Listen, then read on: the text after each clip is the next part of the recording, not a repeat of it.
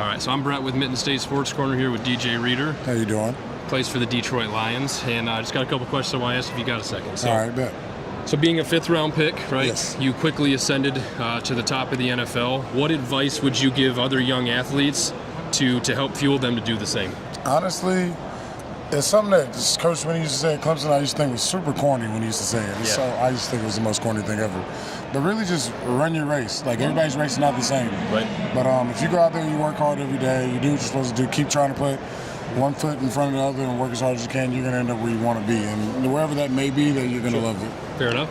Now, what you obviously playing for Cincinnati and now the Lions. Yeah. What are some of the differences the Lions organization has provided versus Cincinnati? Not necessarily good or bad.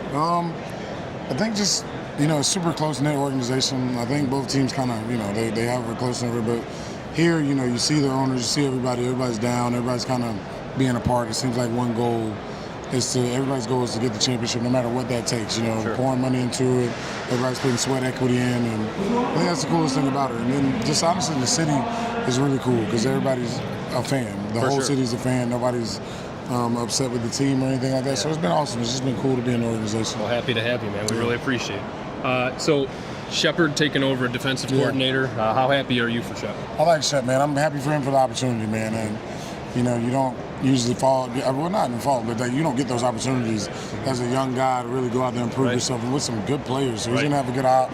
I'm excited. He loves the defense. He loves the guys, and if you were out there with him and you knew who he was, like when you've played for him, you would understand it was a no-brainer that we'd be excited for him to be our D coordinator. He definitely gives me the Dan Campbell vibe, man. He's a Dan dude for sure. Yeah, and he's like, he's a football guy. Like Shep's so smart. Like it's crazy when you're in the room with him, and he's a guy who played. So everything's not about being the technical answer. It's all about, hey, do you know what you're doing? And if you know what you're doing, I can trust you.